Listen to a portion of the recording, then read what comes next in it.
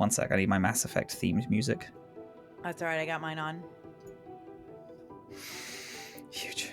Okay, that's there. What are you drinking? I got a cup of wine. Oh, very nice. What do you got? My house has been watching all of the Fast and Furious franchise, and because we're on Fast 9 up, we just finished 9, so we're on 10 now. We just bought a whole case of Corona because I don't know if you've seen anything about the Fast and Furious, but they're always drinking and talking about Corona. It's a bit in it. Interesting. Okay, good. Which is why I originally started drinking Corona. Is because me and my friends back in uni were just fucking around, and then we were like, we just made a joke about Fast and Furious. We were like, let's start drinking Corona, and then we started drinking Corona, which is also why I only drink Pepsi and not Coke, which isn't Fast and Furious related, but it is a bit related for a bit. Most of my personality kind of descends from bits. Oh, yeah, of course, Robin. Yeah. We're the same in that way. I fully believe wholeheartedly that I am a whiskey guy. I mean, I genuinely love it now. Yeah. But I'm a whiskey guy because watching the OC in college, the drink that Ryan Atwood always ordered was a 7 and 7. Oh, of course. So I would get a Seagram 7 and 7 up. Damn, every single time we play the OC drinking game, 7 and 7 has not come up. Because you know what? I realized that it's the college seasons? Season 1. No. Okay. It's season 1. It's Ryan Atwood's troubled year. Oh, and then he gets chased and stops drinking. He becomes the responsible one. Yeah. Yeah. In the later season, in his like troubled year. Yeah. I think, addicted to Adam Brody, I think. I keep watching shit with him in it because he's hot. God, he's and great. So stupid charming. Did I tell you that I want to make an Avengers of just people, of like a sitcom of people that I find the best? Adam Brody would be in it. We've Jake talked Johnson. a little bit about this. Mm-hmm. Yeah. It was the B from Apartment 23. Kristen Ritter. She'd be in it. Yeah. Yeah. We talked about, I don't remember his name, but the guy who plays Winston on Yeah. You know what? I like Yvette Nicole Brown to be in it. She's so good in Community, and people don't sing her praises enough. Good. Also, I've been watching some clips of her recently, and she is very fucking charming, out of character. I had not seen a lot of her out of character recently. Why have you been doing that? Oh, she just comes. She's just on. She's coming up on my feeds and stuff, in like doing guest spots on podcasts and things like that. Oh, sure. And I think she's so charming and funny. Yeah. Can I pitch another? Yeah. Can we also get Paget Brewster for our Oh yeah. Oh, and that's what I'm saying. Funniest. This is the best sitcom of all time that we're making. We're collecting the funniest people that exist. We're putting them in a show together. Absolutely. Hey, Dill. What? Do you think the audience can tell that we haven't spoken in a couple days? Can the audience tell that Robin and I haven't been in a physical space together in now months? In months, yeah. And that's going to end in under a 24 couple hours. of hours. When Dillin, and I quote, let me just go to our Discord here. Okay, Dillin, today, 11:15. Morning, me. Today at 11:26. Morning, Dillin. 11:30. Gonna see you tomorrow. Gonna eat your eyeballs. Oh no, sorry. Gonna fucking eat your eyeballs. Yeah. Go fucking eat your eyeballs. I'm gonna fucking eat your eyeballs. Yeah. We got an Airbnb. There are not enough beds for all of us that are staying there. And I said, don't worry, I'm crawling inside Robin's ribcage. Yep. Gonna live in there like a rat. I'm gonna fucking live in there. You don't need all of your organs is the thing. You don't. I've seen what happens to pregnant women. I've seen what the things that move around to make space. There's and you're a sentient being, so if something starts failing, you're just going to start pushing on it. Exactly. Pumping blood I'll just around. Make it work. It'll be fine. It'll be fine. I'll make sure everything's good. Everyone calm down. It'll be fine. Everybody calm down. It's going to be fine. Yeah. Good. And then next episode, we're going to have one screen and two microphones, but one is pointed at my chest as you operate me and speak. And then my voice box is the only thing I still control. Ooh, it's like a dark retelling of Ratatouille. Yeah. Ratatouille's going off license. Into that now. Yeah, that's it. That's it. We're making a cheap horror Ratatouille.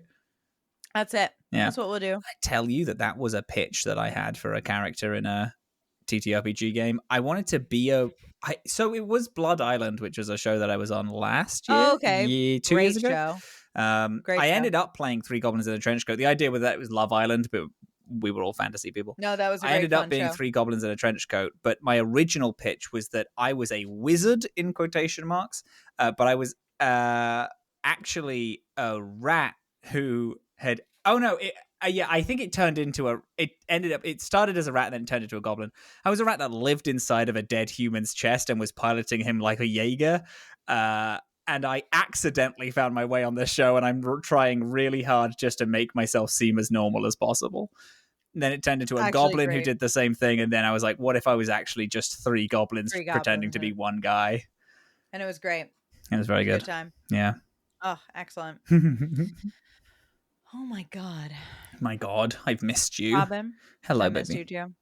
I love you. What are we doing here? Hi, my name is Dillin. I've never played a Mass Effect game. Hello, my name is Robin. I have played the Mass Effect franchise 100 million times. Bitch. We got moral ambiguity. We got moral ambiguity, baby. It's like a fucking BioWare game in here. My God. We got getting huge Dragon Age vibes from this, actually. I was so... Okay, I'm gonna preface to the audience and to you that in discussing this, my notebook, which was full, is missing. I moved in the middle of playing this last chapter. A lot has happened. Yeah. My bag, which has my notebook in it, so half my notes are gone. Yeah. Whatever. It doesn't matter. What I will tell to you is that I am so excited by just like the introduction of the real lore of this world, the exploration of this, and the fact that we now have some fucking moral choices. A big choice this week. Big choice. Big choice. So all right. So we had 2 planets to explore. Yes. We had Noveria and Feros. I feel like I should have done Feros first, but I did Noveria I also did Noveria first. Feros now, in retrospect, feels like the lead up to Noveria. I actually disagree. I think Feros feels like the lead up to Endgame. It feels very big to me, Feros. Okay. Yeah, we talk a lot about like Noveria feels a little separate. It is, Matriarch Benezia's like house, so feels kind of big in Endgame, but in a game where there's only 6 missions, it's like kind of whatever. I guess so. Yeah. And I do agree. Actually, you know what? The fact that there is a huge Asari presence on Feros does make Noveria feel a little like, because she's the Asari, one of the Asari leaders. Yeah. But I think I like the way the game set out, where it is kind of do them in an order that you feel is right. Oh, I do like that. Yeah. Yes. No. Very Dragon Age Origins, which they do the same thing. It's very Dragon Age. Yeah. Where you can kind of do any of the treaties in any order, but then there is kind of an order to them. I don't know why there's an order that had Noveria feels good. Yeah. Yeah. Yeah. I don't know why I had Noveria first. I think on the wiki it comes up first, and I was like, okay, so Noveria is the initial. Like if you're just like looking at the planets, it feels kind of like directionally easier to get to, even though that makes no difference mechanically. No, it doesn't. No. Not only did we do Noveria Feros, there was the Rogue VI mission. Did you do that? The Rogue VI mission on Sol or Luna, I guess. It's I don't think I tiniest side mission. You'd remember it because you go to Earth's moon and you do a tiny nothing ass mission on Earth's moon. Okay. Do that first thing next week. Okay, we'll do. Because it gives you... It is optional, but it gives you a specialization. So your class turns into another class.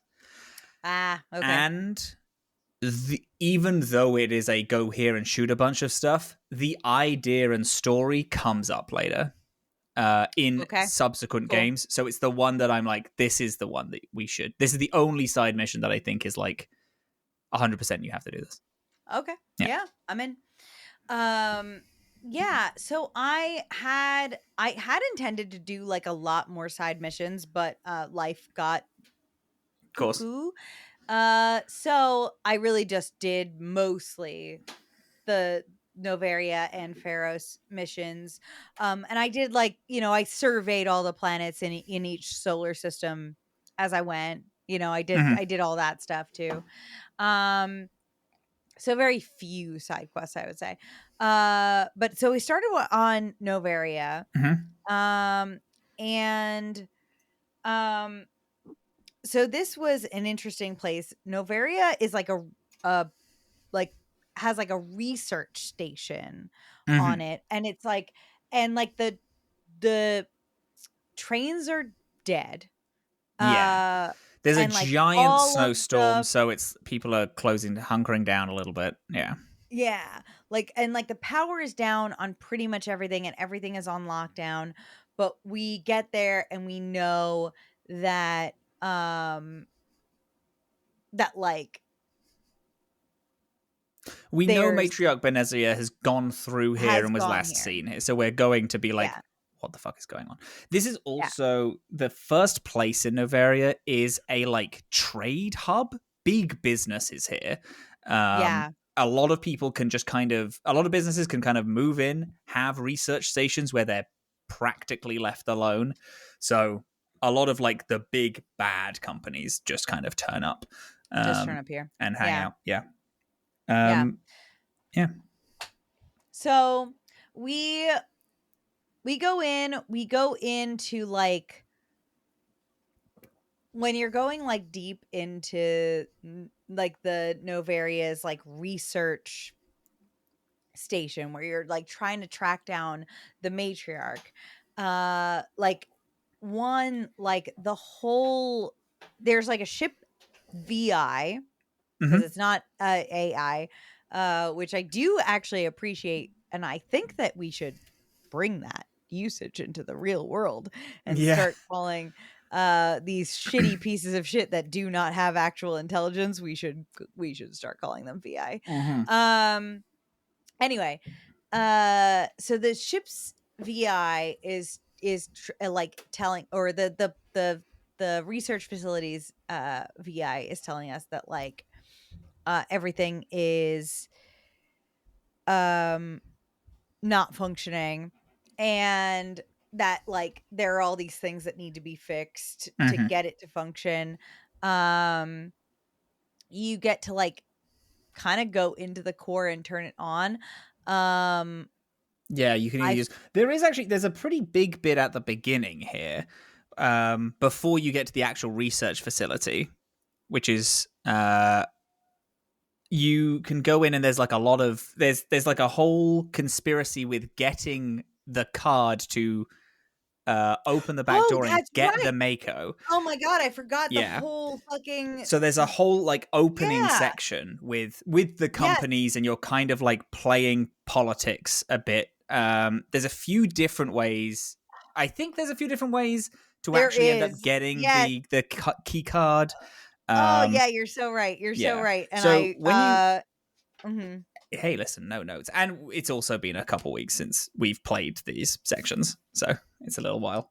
So when you first arrive, I kind of want to say that you are grounded for a bit because you are very suspect on arrival. You turn up, there are people are immediately suspicious of you, and you get stopped off at customs. I brought Tally and Liara with me for this mission. Liara because I knew Matriarch Benezia was coming up, and it's her mother.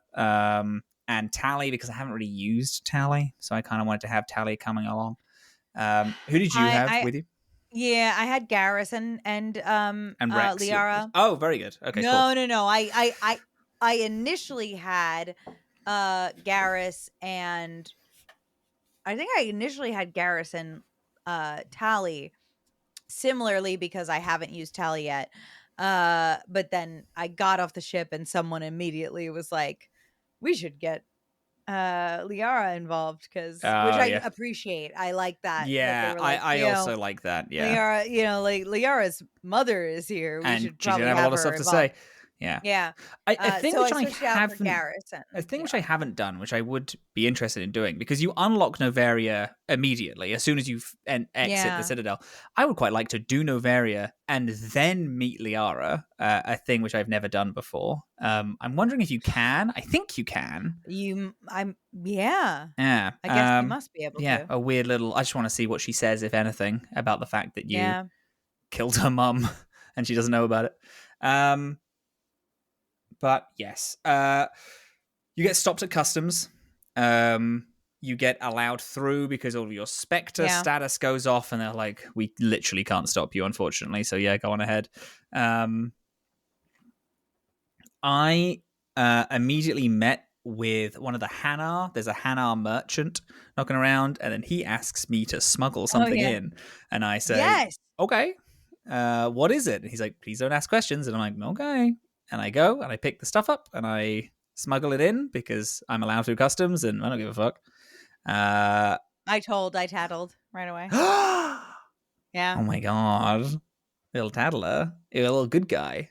Are you getting a lot of Paragon? How are we feeling with your Paragon Renegade status? I don't know where it is. Am I able to see that somewhere? You are able to see it, yeah. I just mean, like, I don't know where this, did you pick a lot of... I didn't necessarily, because I have also pissed people off a lot, and I've gotten some... some Renegade stuff, but yeah, I got some Paragon with that. Just wondering how Arnie is doing, but I'm sure we'll figure it out. So then you meet with a Solarian who's like kind of like ahead of this area because he's the only one who can get you through these gates and get a key card. And he's such a bitch. He is a bitch. He like denies you at every pass, and then you leave, and his assistant is like, hey, if you want in, we can figure out a way, because there's these things that need to happen. And like, she tells you to meet with Lorik Keen. And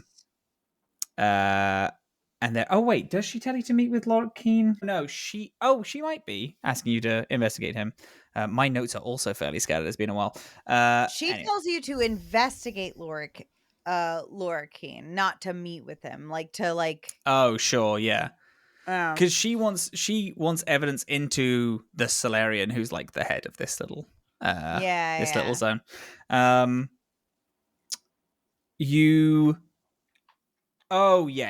You try to get Lorik Keen to testify against him, and it's like kind of whichever way you want to do that, you can. I commanded him to do it. I like got right up in his face and I was like, you're gonna do this because otherwise things are gonna end really bad for you. And he's like, okay, shit. I was pretty bad, not necessarily on purpose, but maybe because I just made a bad decision, but then I was like, you know what, I think this fits in character. But I collected all the evidence. about Lorikine, and then I handed it over to the shit. Yeah, to the Solarian, and I was like, let me in. Here's all the evidence against you. Whoa. So what happens to him then?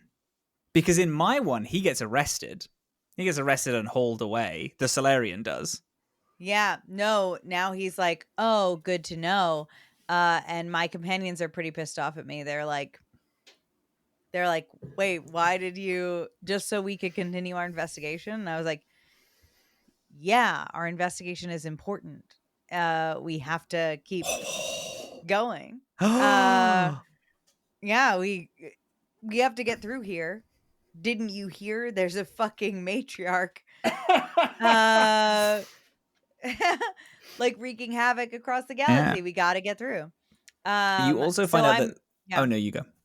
I was just saying, so yeah, I think I made the choice kind of by accident, but I think it makes sense with the way I've built Shepard, where she's still very like, she's still very mission driven and do anything to survive, and also like we are the law kind of thing. And we'll maybe get her there eventually. That's so interesting.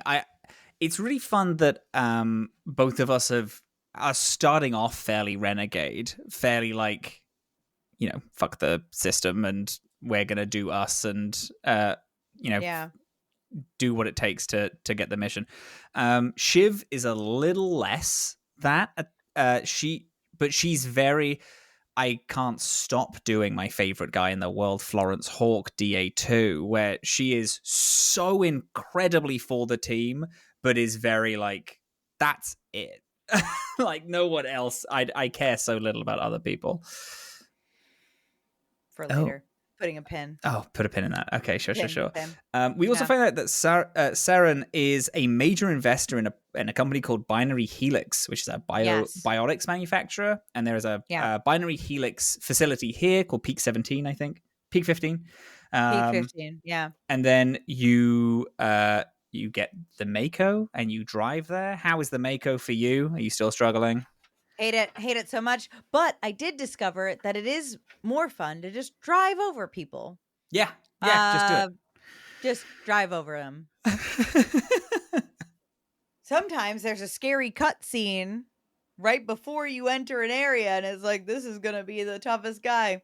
You can drive over and then him. You just hit him with a car. You can hit him with a car. That's it. Don't worry about it, gang. Just hit him with a car. And then you get into the facility. Then all the power's off. Then you turn all the power onto the facility again. The facility is inundated with Rachni, which is a very big thing. It's a thing that I was a little sad I didn't bring Rex along for, because the Rachni Wars are what the Krogans were enlisted to help destroy, and then what eventually ended up leading to the Genophage starting, is because they were simply too good and multiplying too fast and taking over a lot of places because of Rachni. I think he has some interesting things to say, because when I got there with Tali and Liara, it didn't come up that they were Rachni because no one knew what they were. Rachni have been out for so many years that none of the three of us knew what it was, and they were all commenting like, "What the fuck is this?" So Garrus, I think, did bring it up in the beginning. Yeah, because I knew the word Rachni before we met any that could speak to me. Sure. Yeah. So the kind of like mission that you're doing is that you're like waking this place back up. You get through, and then you find the people who've like barricaded themselves inside and have like done basically like suicide protocols, essentially, where they've like there's like one guy who's like barricaded himself in and has like shut down everything and like set the place to kind of go up. And you get in, and you kind of talk him down a little bit, and then he tells you that Matriarch Benezia. Benezia like went to go check out another section of the ship, which would be in my notes. And so you're like, well, I just came from there. She's not there. And he's like, oh, well, fuck, I guess. Like if she's not there, she's got to be in the labs. So like you go like in, and then like all of these like experimental creatures also are attacking you on the way too. Yeah.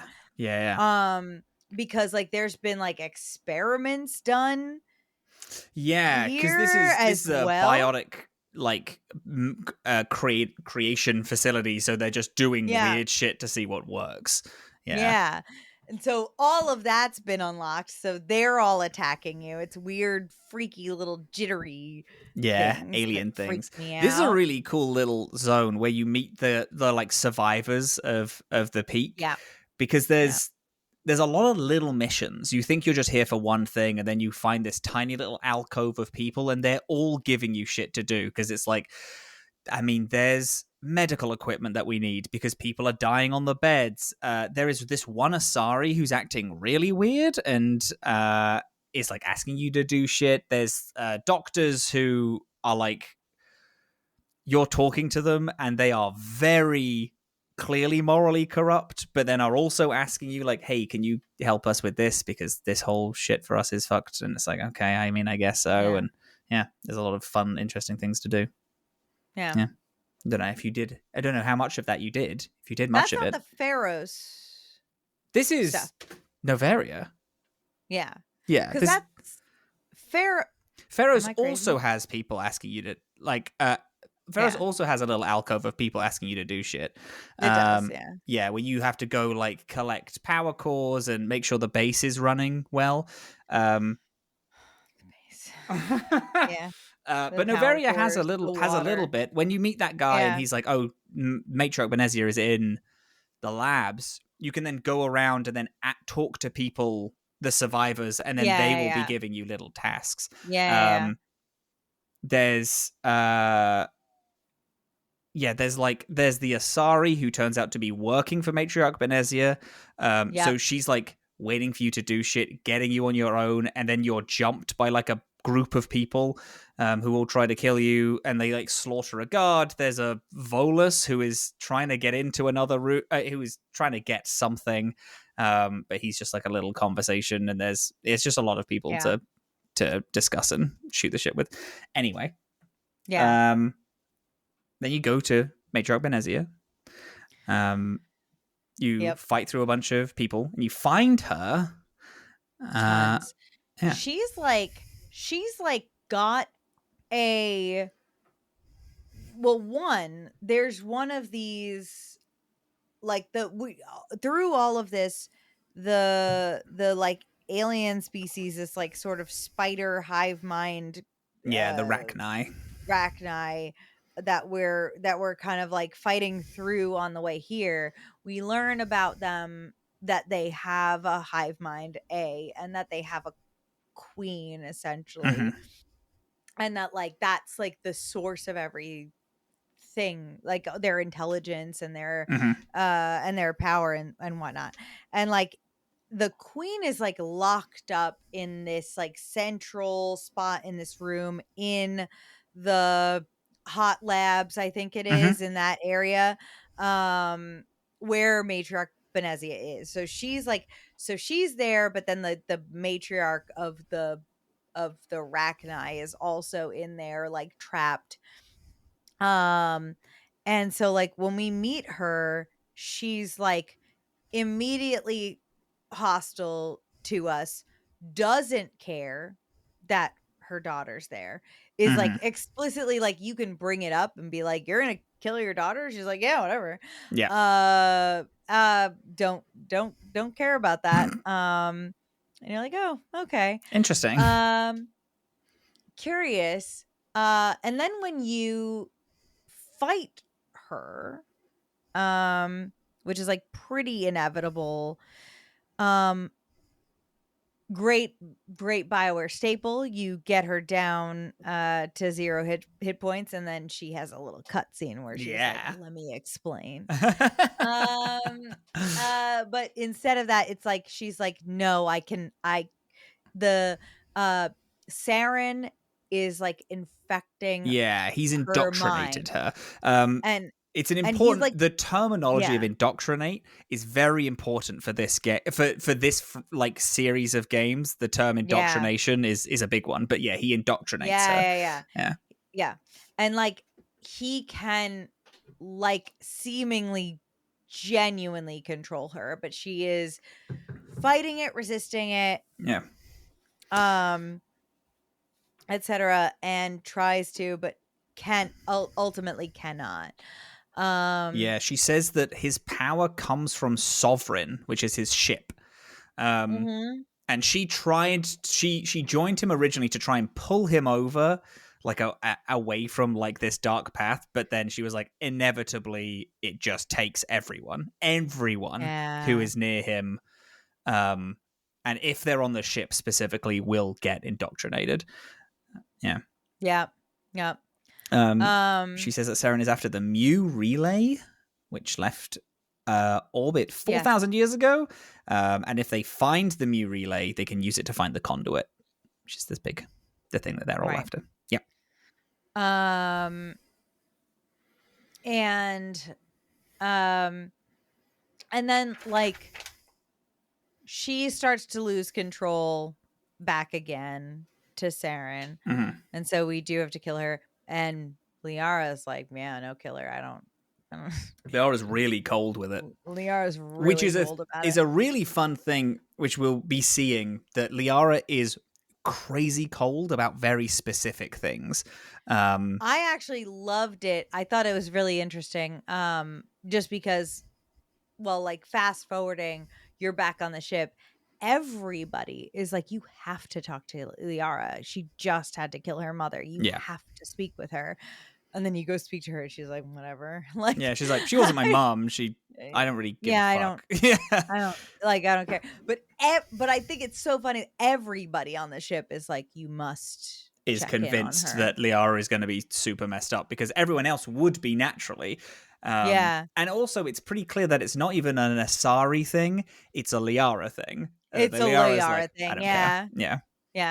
I do it again. So then, I don't know about you, but after the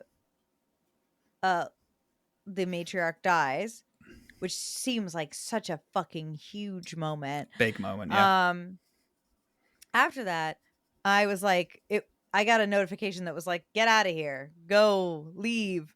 So I was looking for the exit for like, I'm going to say about an hour. And I'm going to be totally honest with you.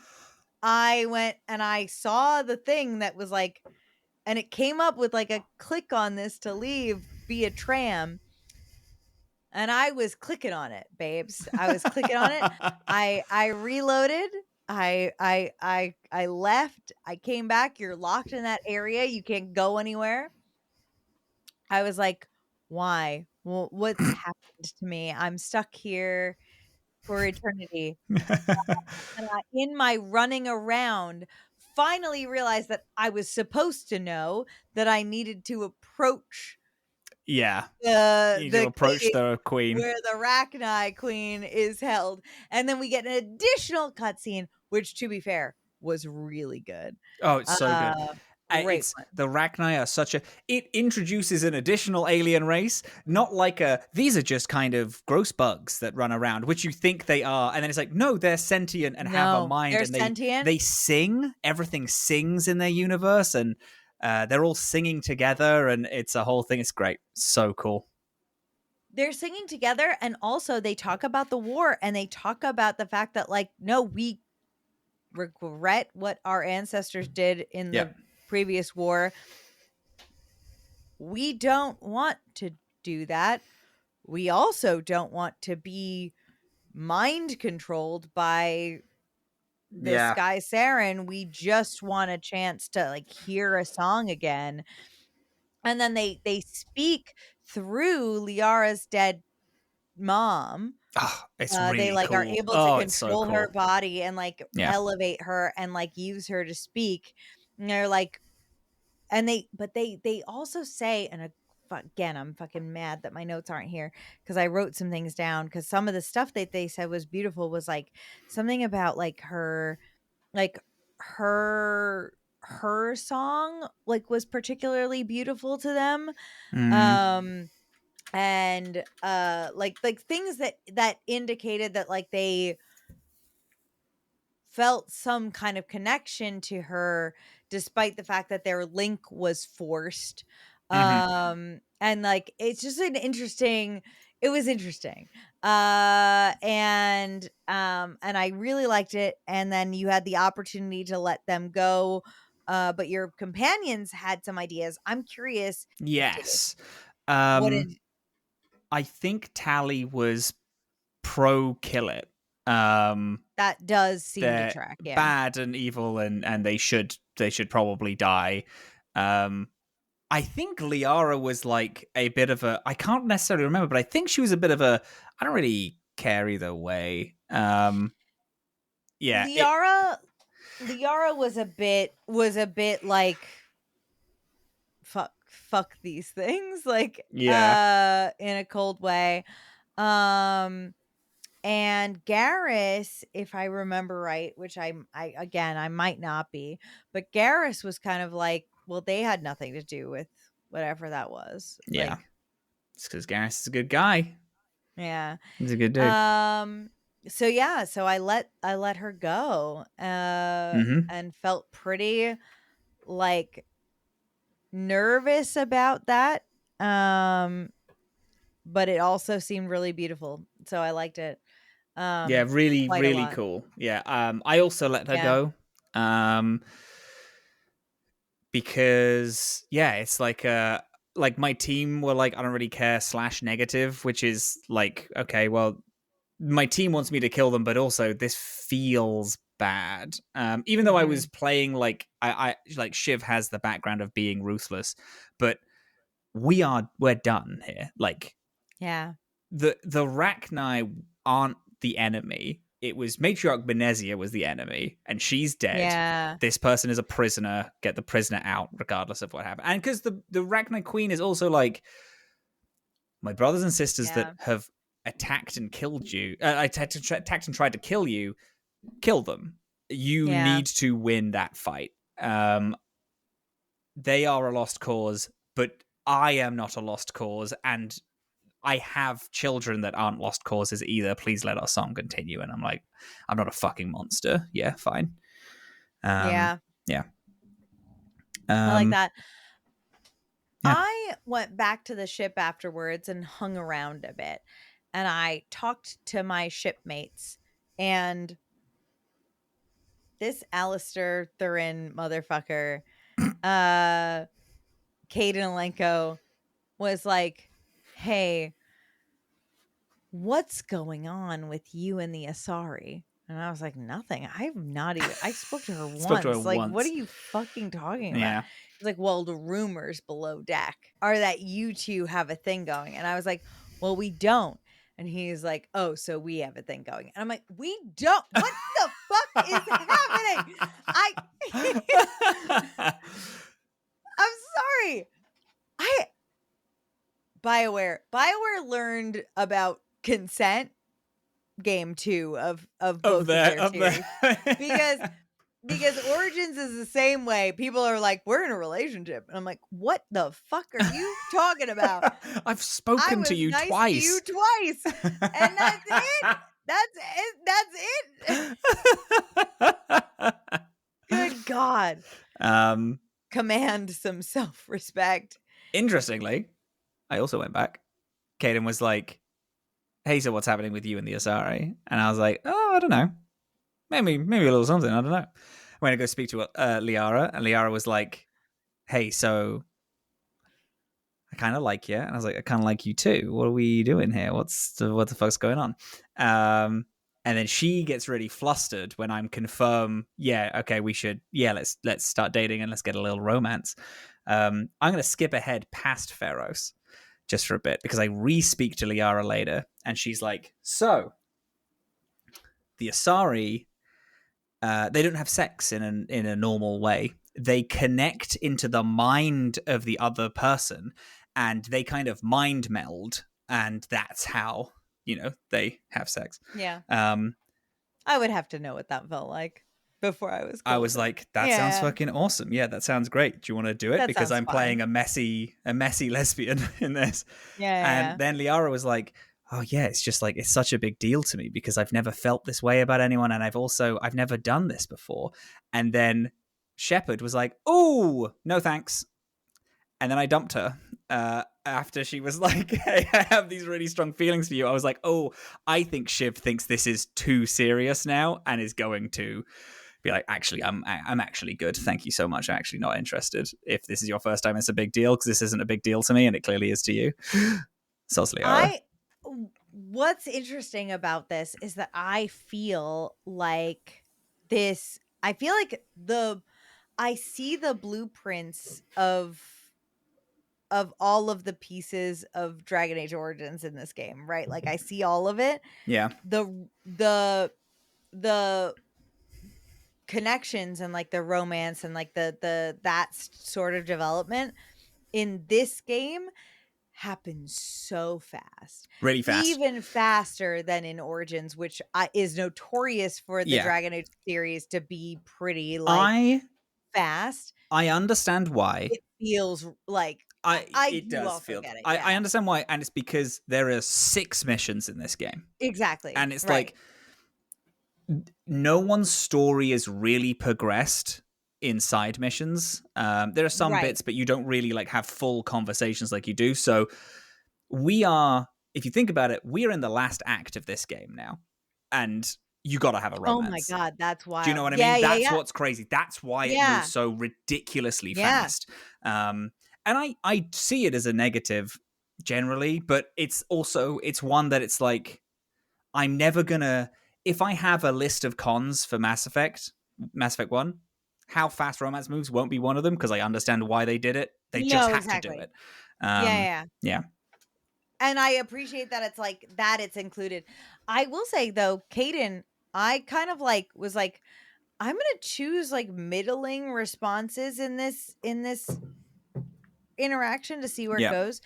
And he was just sort of like, no, I have feelings for you, like, but let's let's just be friends. And that was an interesting take, and I think that's really like, I don't know, I thought that was really good and surprising. I still don't want to romance him, but I thought that was like a fun version of it. Again, it's a thing where people keep saying that Kaidan is a really good romance generally because he's a really good character. And yeah, it's just a thing which I just don't know anything really about because I never really interacted much with him. It seems like he has the potential to be a good romance because it feels like I'm not being, although it was really easy to trigger. Yeah. It doesn't feel like it's rushing. Yeah. And it's also an interesting thing where it's like, I don't even think the romances of this game are easy to trigger. I think they are default automatically happening. You have to reject and pick one of them because it's like both Liara, so because Liara is like the male femme Shep, you can romance her either way. It is like fully canon that Liara will always have feelings for Shepard at some point. Like we'll always start the game having feelings, and then you can move into friends or not. But it's I think it's a thing where because of time constraints of how long the main missions are, it's like they just gave you both of them, and they're like either Kaidan, Liara, or Liara and Ashley, and they're like just pick one of them who you want to pursue. Well, I threw Ashley a bone. Oh yeah, I was like, "Hey Ashley, how are we doing?" And she was like, "I've learned not to be racist on this ship. And I was like, that's great to know. Good to know. How is your family? Yeah. She was like, I love my family. And then she told me so much about her family. And I was like, okay. I asked how your family was. I didn't ask for the whole fucking life story. If you could just fucking shut up a little bit, Ashley. I like it though. I like her whole thing. I like she mentions that she has a crush on Caden, which I think is cute. Yeah. And then she said, but whatever. I guess he's already into someone. And I was like, do you want to mind your fucking business? She said, I wish we didn't have aliens on this ship. And I said, yeah, get out. Okay? Yeah. Into the airlock with you, Ashley. Into the airlock. Yeah.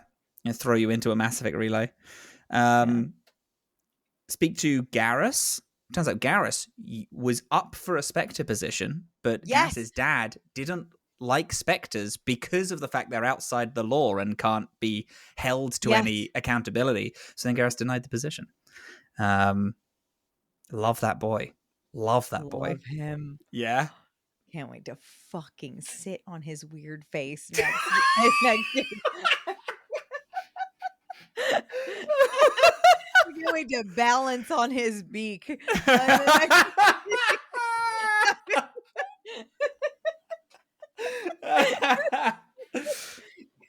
Hey, you know how ducks have those spiral penises? Do you have the same? Let's find out. Yeah. Can't wait. Oh my god. Yeah. Beautiful. Feros. Oh, well, then you speak to Rex? I did. Well, Rex worked for Saren. Oh, right. He did work for Saren. Yeah, he didn't know that he worked for Saren. Right. He didn't know until. But he did, and the only reason he's not indoctrinated and trying to kill Shepard is because he just decided to not turn up to work that one day. And he literally just missed the boat and was like, oh, shit, everyone's trying to fucking kill each other. That's crazy. I don't think Tali has anything remarkable to say. I haven't written anything down, and I know I spoke to her. I talked to Tali, and Tali was like, I guess this might have been that I maybe didn't finish Tali's dialogue tree last time, but Tali had kind of really gone more into that she's really excited about being on this pilgrimage and that she's really grateful to be on it with us. Because it could have been such a boring nothing thing. She's actually really happy to be there, which is why I really do want to take her out more. I just she's a cool character. I really like her. Yeah, she's cool. Yeah, she's cool. I then did Rogue VI, but we'll talk about that next week. And then we go to Feros. Feros. We land on Feros. Zoo's Hope is the settlement we can call, is what we come across. Do you have notes for this? No, because I started taking notes in my old notebook and then I finished it. So we're in Zoo's Hope. Exogeny, which is the company. This is a company planet, basically. The company owns the entire planet. These are all employees, not even old employees of this company, who are in this settlement that are getting constantly bombarded by Geth, and this is they're living in shipping containers. Truly, there is nothing here. And the Geth are have a base of operations, have been coordinating attacks on this place for a while now, and people are defending themselves in a really desperate way. When you find that guy's name. There's which one are we talking? In the later group of people? No, in the first group. In the first group. I don't have his name. Okay. So when you find, like, you're going into this this, like, what is like a big like multi-tiered Is facility it that's been like Fidan? Is that who you're talking about? Fidan. Yeah. Yeah. That um that has been just completely destroyed by Geth and is overrun and attacked by Geth all the time. You run in and you go to find Fidan, who is the, like, leader of this, like, refugee area, Mm-hmm. essentially. And he is like, there, like Robin said, like, there are people, like, basically living in big shipping containers or like trailers that are dropped all over the place. But this place used to be a functioning, like, multi-tiered facility. So there's like elevators that are now crushed and shut down, and there's like whole buildings that are like blocked off and stuff. And you find out that, like, there are people, like, all over this place that are sheltering and that are without water and medicine and also Power. with running water, power, um and then there's like one person who you meet that now I'm realizing is who you were talking about earlier, who is like sick and needs like This is Ian. medicine. He's the guy who you Uh, meet in the like sewer tunnels. no, I mean the yes, yes, Yeah. yes, yes, yes, that's the one. Um, so there is so you have like a couple of missions going on at the same time, and it's like, go and one, fight your way through the Geth, and also like excommunicate the Geth from being able to find out what you're doing. There's Yeah. like Geth transmitters Mm-hmm. that you can knock out, and then also there's like water supply that you can turn on, power supplies that you can return on, and you can like get this place back up to like being able to take care of the people here, and you can kill all of the Geth on your way. Mm-hmm. Yeah.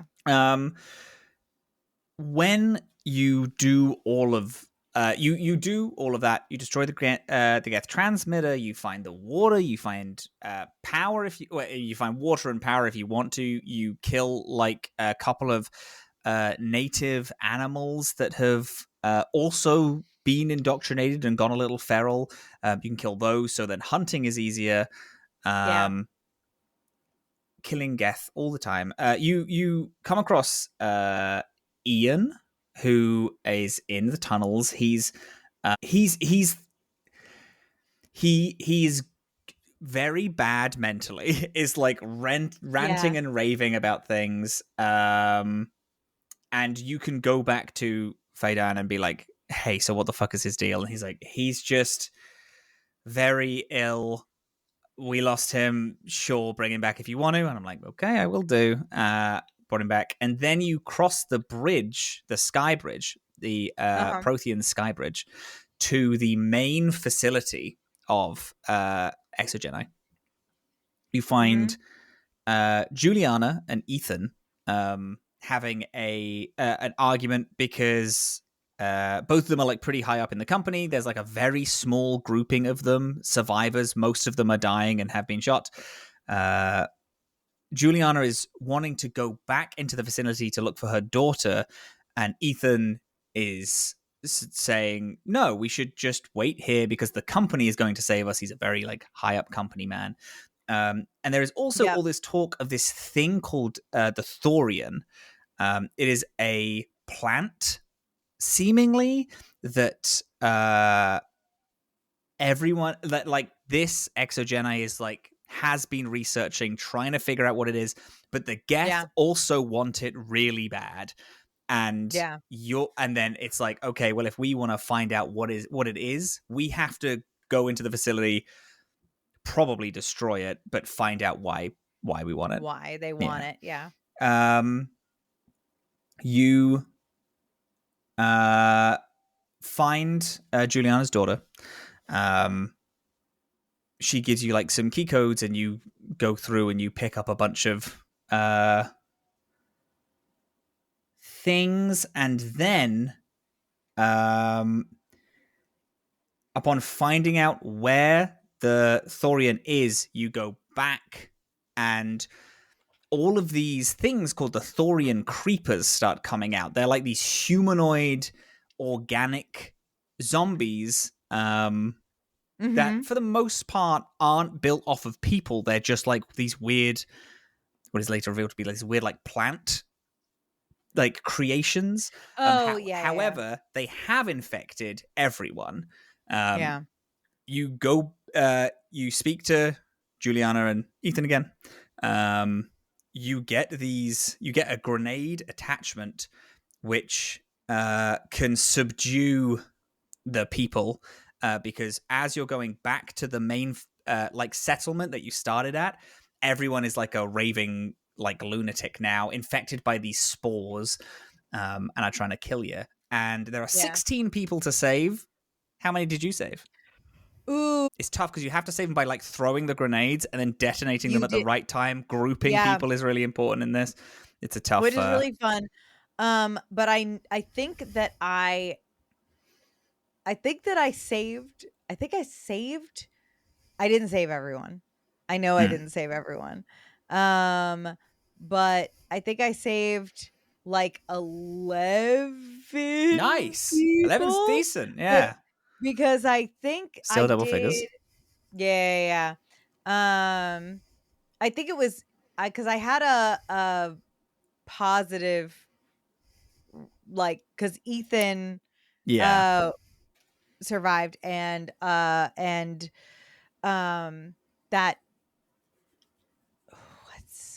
what is the other person? Hold on. Hang on. Is it Arcilia? Acilia. Mm-hmm. Yeah. Arcilia calls herself a rent-a-cop as well. She's a rent-a-cop for the Exogene Corporation. Yeah, and she's now like kind of second in command because she has military training. Yeah. But yeah. So you so wait, how many did you save? Everyone? I saved everyone. You did? I'm a fucking pro gamer, baby. Saved everyone first time. I was excited because I was wondering, like, weirdly, I kind of stopped. I saved everyone, and then I kind of like had a pause, and I was like, canonically, how many would she save? Like, how many, like, would she go through all the time? And I was like, you know what? I actually like the fact that she did. I think it was a fun kind of like a bit of an emotional swing for her. Not that she hasn't been able to save everyone before, but her whole thing is like, she'll do whatever it takes to do the mission, and this mission was save everyone, and it was like a make sure they're alive. So she was kind of going like, I imagined that she was being really brutal as she was saving people, like instead of gassing them out, was like gun butting them and like tying people up and like being really brutal as she was like hog tying people into the center of the room, and then did one gas grenade to like get them all to come to their senses again. Ani is just like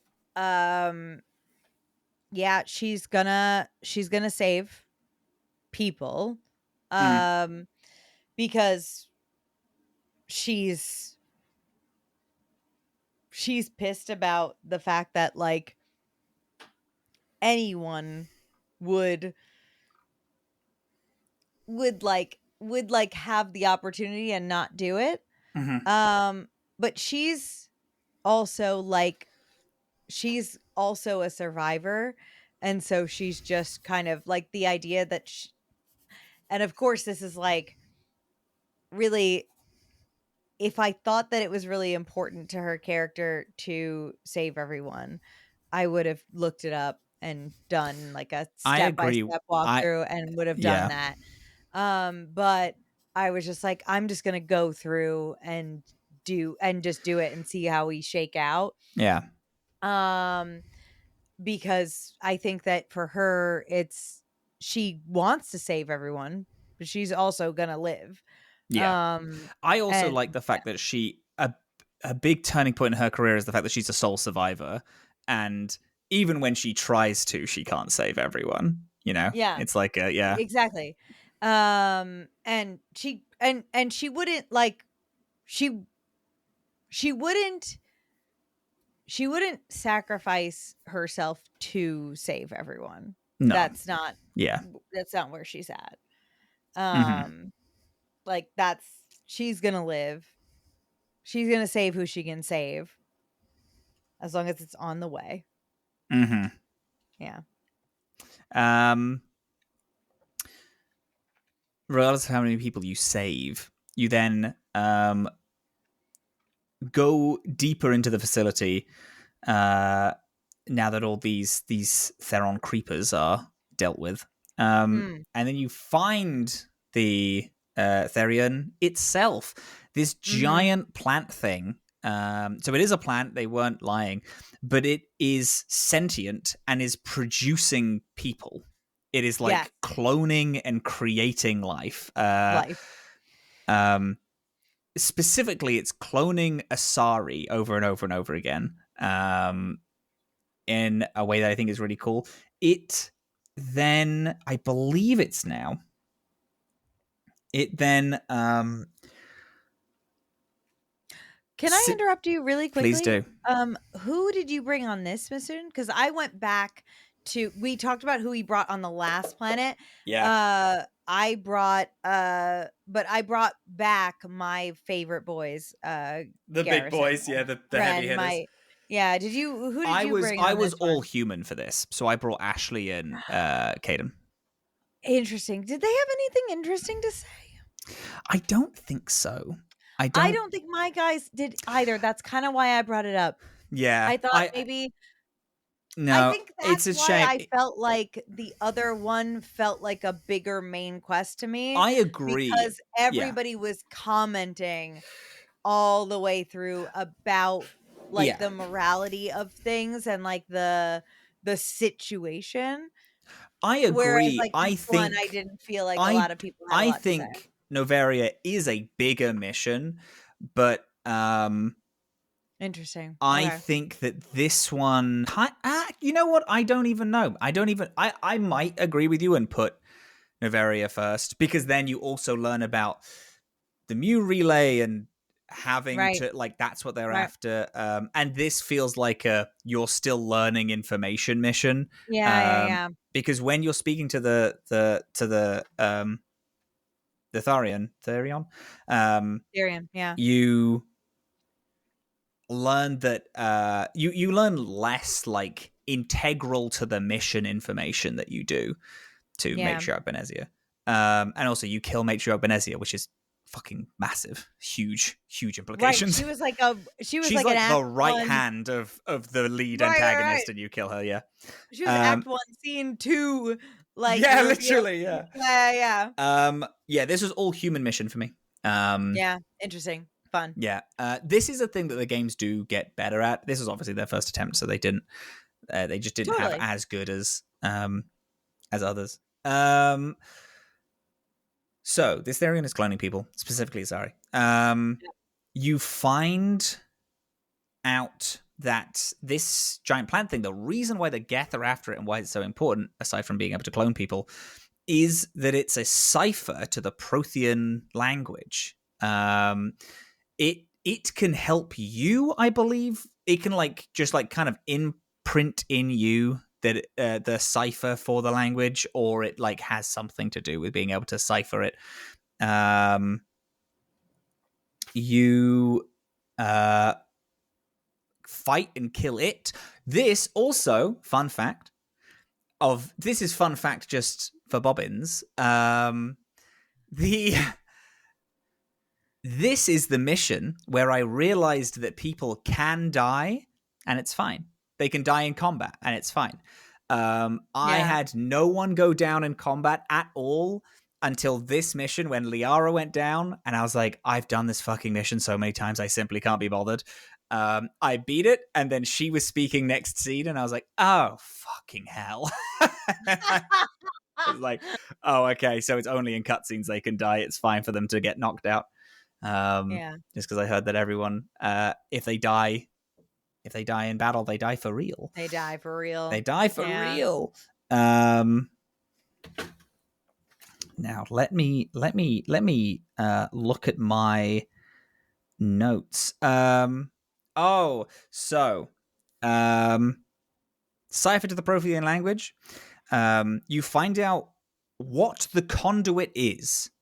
Because at this point, it's just the conduit. The conduit is the key to the Prothean extinction event.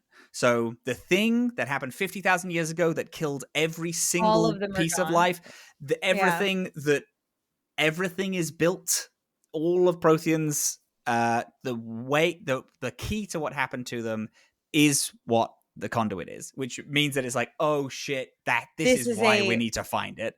Right, because it's like that's could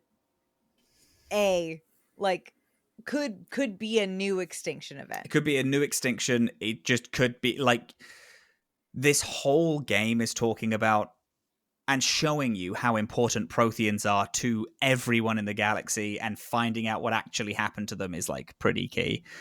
This is where you find out that Sovereign's ship indoctrinates people. I don't think you actually find out that out with Matriarch Benezia, but you find this out now. It's not Saren that indoctrinates people, it's the ship itself that's doing it. Right. Oh, right. It is. Yeah. It's the ship, not Saren. It's the ship. Yeah. You fight a pretty fun boss fight where you're just fighting hordes of zombies, which I enjoyed. Then this is also a fun thing because this is immediately after Noveria, where the Rachni Queen takes over an Asari to speak to you. This, with the Therion, is another alien that takes over the mind of an Asari to speak to you again. It just kind of happens all the time when the Asari, you just need the Asari to speak through you. I think it's like the Asari are such empathy creatures that they are. I'm headcanoning that like these like mind control things are just able to do that because they have such an attuned empathy. Yeah, that they I agree. I think that's a good play. You fight, you kill the thing, then you go back to the ship. Then there is another choice, but it is way less severe as to kill or save the Rachni Queen. This is Liara offers to mind meld with you to read your mind and see the vision. Now that she understands the cipher, what did you do? Because now you've had visions of the Prothean like extinction, and now you've also had other imagery from the cipher. So you have new images in your brain, fresh. And it's not that it's like, oh, it's showing you words and images. This is simply how Protheans interact. This is like how they have spoken. So you need a cipher for pictures to be like, I don't understand what it's trying to say. And then, so then that's kind of the new visions that you're getting now, is like, you're able to understand what it means when they show you a specific picture. You're like, okay, well, that picture means this, this, this, and this. And then, it kind of shows you new stuff. Did you let Liara read your mind? No. Interesting. I did. Because I feel bad. And I also still kind of like her. She's a hot lady on my ship. Let her read her mind. She has new insight into what's happening. But she specifically asks, can I sit down for like a minute? Because that was super intense. I've just had forbidden knowledge flooded into my mind, and this is everything I've wanted, and I might throw up. And I'm like, okay. Yeah. And then there's another round of crew chat. Speak to everyone again. This is where I am like, I see all the bones, and I just wish I could speak to everybody a little bit more. Yeah. Particularly my man Seth Green. I wish I could speak to him a little bit more. Oh. I've so far, yeah, it's like it's so little. I have gotten just beans from him. truly. But I get it. I know that we're going somewhere good. I like that in between, like, ability to chat is something that I'm really like, I just like I know that it's something that BioWare learns to do, and I am like Yeah. yearning for Stoked it about it. in this. Yeah. But I had good chats with, you get good chats with, like, the going out crew. It's just, you know what it is? It's the on ship crew that you Yeah. don't have, like, in You between can't chats have with, like, repeat conversation. Yeah. Oh, rather, it is yeah, all yeah. repeat conversations. I keep going to speak to Dr. Chakwas, and the only option I have is like speak about Caden, Yeah. and it's like, I know what your thoughts about Caden is. I don't need to know Yeah, more. exactly. Like Dr. Chakwas, I wish that she had evolving thoughts. Because she has a really interesting thing of the first time you speak to her. You're like, well, why are you here? And she's like, I'm bored.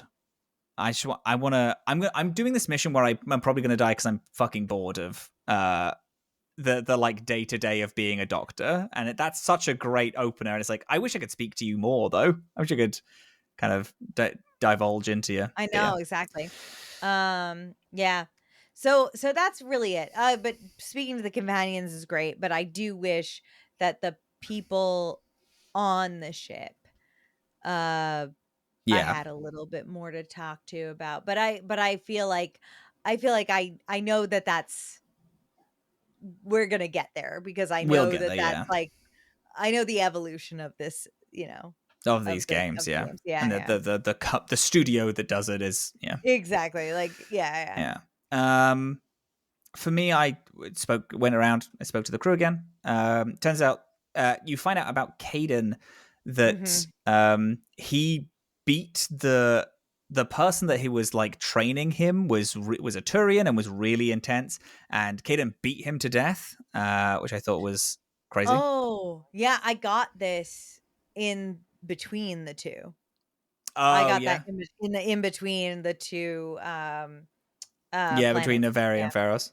Yeah, yeah, yeah. Yeah, yeah. Crazy. I like Did him. make me like him. Yeah, it did Like him make so me like much, him. because he Yeah. feels really bad about it, but it's like I know. he feels bad because my reaction was like, oh well, he deserved it, because he's saying that he was so harsh and was like abusing another student, and then Yeah. Caden beat him to death, and then you're like, oh well, he deserved it, and Caden's like, he was a person who lived, and I feel horrendous that I killed him. Yeah. That's what matters about that, and I'm like, Yeah, I yeah, actually yeah. fuck with you pretty hard. Actually, that's crazy. I I was like, like you "Oh, lots. good." Yeah, And also, I love him disagreeing with your support. Like, yeah. Yeah, exactly. Yeah. that's weird and interesting and human. Yeah, it's good. Yeah. No, he's a great character. Mhm. I rejected Liara at this point. This is when she was like, "Hey, do you want to have sex?" Yeah. And I said, "Ooh, I think you're too into me. No, I'm okay. Thank you so much." Yeah. You have a great conversation with Rex. So Yeah. Rex reveals that he worked with Saren in the last one. In this one, for me, he said that he tried to rally his people to cure the genophage. Mhm. But he was betrayed. He was asked to go to like a graveyard of his people where there's apparently no battles are allowed to take place on the graveyard. Right. But the person who was like his commander and his like the leader of his squad that he like trusted and loved very much led him there, and then eventually did ambush him.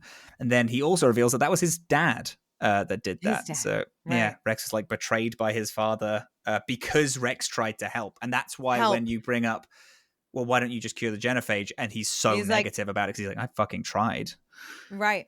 Yeah. But also, he's just like, what it also colors that his thought process in the beginning, which I was initially a little bit grumpy about, was the idea that, like, when you're like, well, what if we cured it? And he's just like, no, none of us want to cure it. He's not saying none of us. He's not saying none of us want to cure it. He's saying he's basically using like the royal we, essentially, like no one, like no, like he's talking about how his father, like someone his father, and also like the people that he knows are just are uninterested in doing what it takes. And fuck, that's actually great. Fucking relatable as shit. Isn't it great? Yeah. Love Rex. Huge for Rex, actually. Love them. You also, I spoke to Ashley. Ashley has an interesting thing of, she talks about her grandfather, and how her grandfather was the only person to ever surrender to aliens. Oh, no, sorry, the first person to ever surrender to aliens, because he was in the First Contact War, and he was like discharged, put into some random office because he didn't like die fighting aliens. He was the only one to surrender, and it's part of Ashley's like, she just holds this big like, well, that's not going to be me. I actually fucking hate these guys, and I will die fighting them. And it's just I just think it's interesting. By my hand, Ashley. Then you talk to Garrus, and Garrus brings up an old case that he was working on. Yeah? Do you want to talk about it? Yeah. No, I don't. You keep talking. Garrus had an old case when he worked for CSEC, and it was a Salarian, who was growing organs in people and then finding them in the middle of the night and then harvesting the organs from them. But Garrus found them because he kept finding bodies that had like more livers than they should, and like just like more organs that just didn't fit well in the body. A lot of people just like hemorrhaged to death. Some people just died in surgery when the guy was like cutting them out. And apparently the guy, it was all caught up in red tape, which is why Garrus is like, red tape is bad and evil, and it's why, you know, I take things on my own. On my own, and I think that you as Spectre is really good, because the guy just left planet, changed his name, and is doing it still, because he like hauls the people who he's like implanted with these extra organs. He just hauls them planet to planet, just kind of keeping them with him, keeps them like paid, alive, paid and alive, and Garrus is like, I can't do anything because I'm CSEC and I am under this like law, and I'll get like sanctioned from it. Yeah. But I found the guy. You're a Spectre. Right. Can you look for the guy? Which is interesting because he's a little bit like by the law when you first meet him. Or he's like, he feels, I guess, like he has to be by the law when you first meet him. Yeah. And then he's like, but he's also always like a little bit bitter about it. He's consistently like, he's for the law, but he's been consistently fucked over by the systems in place that he is like, I'd love you to help me, please. Oh, God. I love him. He's the best. Yeah. Gonna love him. Oh, you have to love him. He's just the guy. I'm very glad that you like him because he's my best friend. He's the fucking best guy in the world. He's the fucking best guy. So yeah, we're on to the back half of the game now. Incredible. The only things left on our schedule is the Bring Down the Sky DLC, which I've heard is not very good, but whatever. We're not here. We're not only playing the good things, we're playing the things to talk about. We're playing. And Vermeer. Vermeer is, I'm pretty sure, doing Vermeer locks you out of doing anything else. So, do the Bring Down the Sky DLC. Do the personal missions. Garrus and Rex are the two characters that have personal missions in this. Yeah. because Rex is about finding his family's like armor. Do the Rogue VI mission. Anything else, then do Vermeer. When you do Vermeer, again, just reminding you, you need to have 8 score in either Charm or Intimidate. One of the... I got it. We're good. And then you can do anything you want, but I just want you to have the option, and you're just locked out of it. If this was a one-shot game, I wouldn't care. It is not. It is a trilogy. So I need you to at least have that option. No, I got you. And then after Vermeer, fucking done, baby. Oh my God. We're doing Lockdown, Ilios Endgame. Yeah. Yeah. Okay. Excellent. Holy How are we finding the game? I am still loving it. I am like mildly, like I'm mildly frustrated in like the way that I can see the bones of things, like really just like the like I want to be able to talk to these people more. I want like a little bit more from everybody. Yeah. Like I want like a little bit more from everything like that's happening. But like the environmental storytelling is still so good, and like the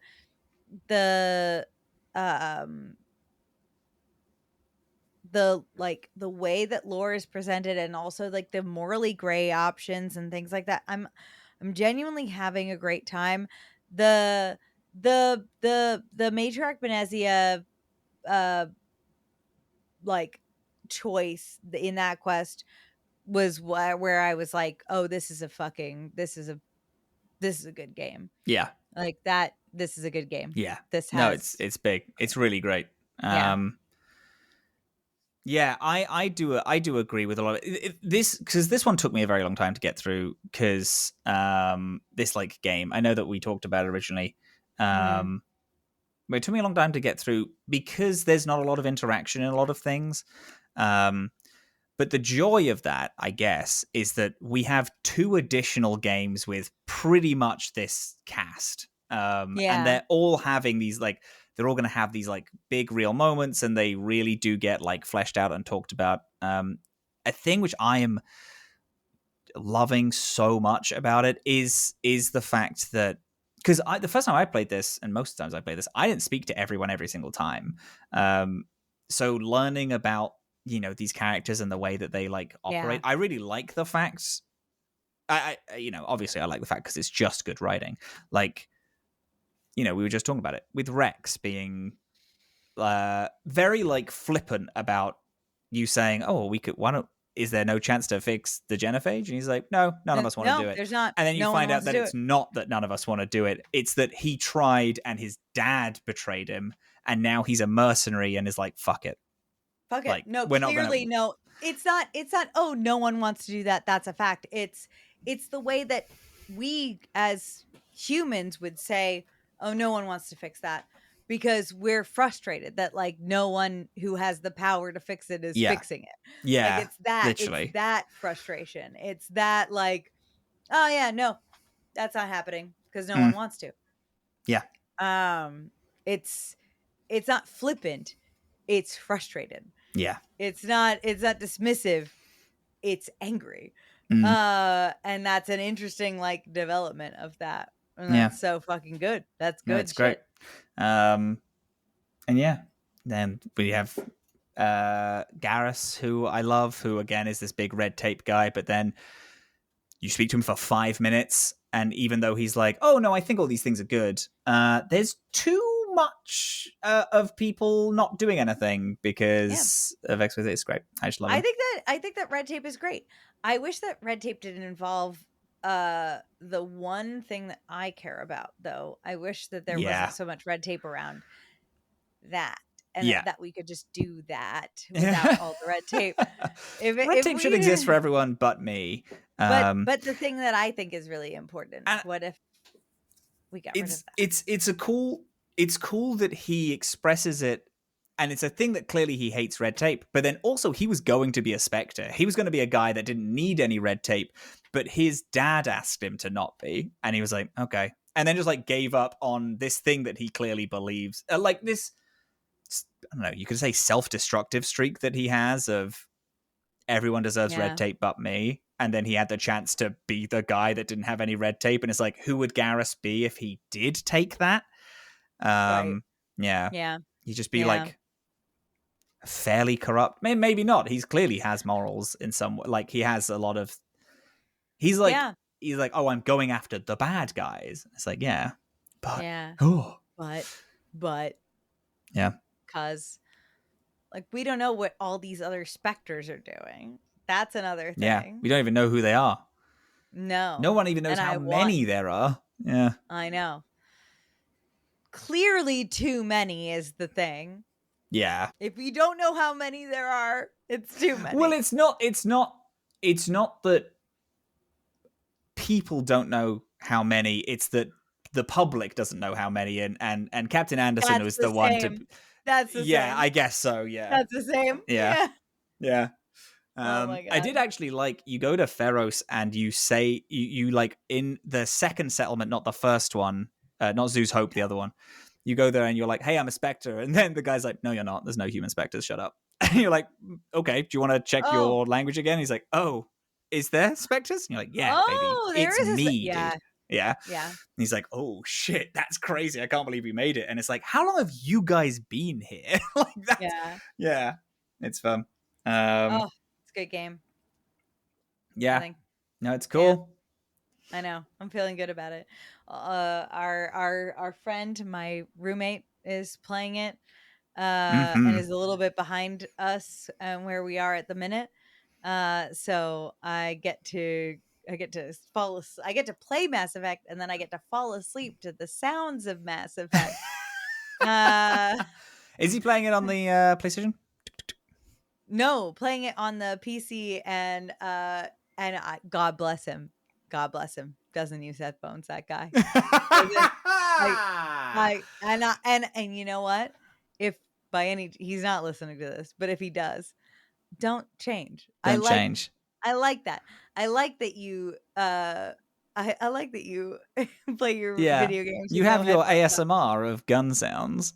Exactly. No, I'm genuinely I'm pleased all the time.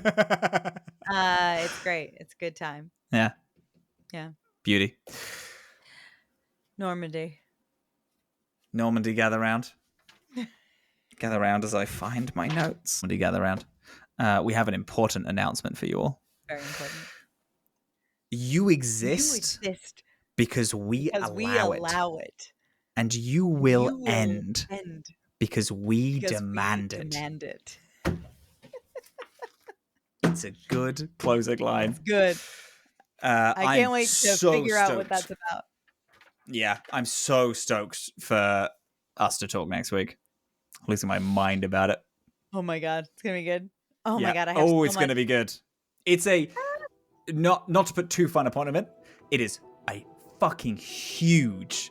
Vermeer is massive as a planet. It's crazy. The events that happen on it. Yeah. All right. I'm really, really looking forward to it. Anyway, I love you. I love you. Love you.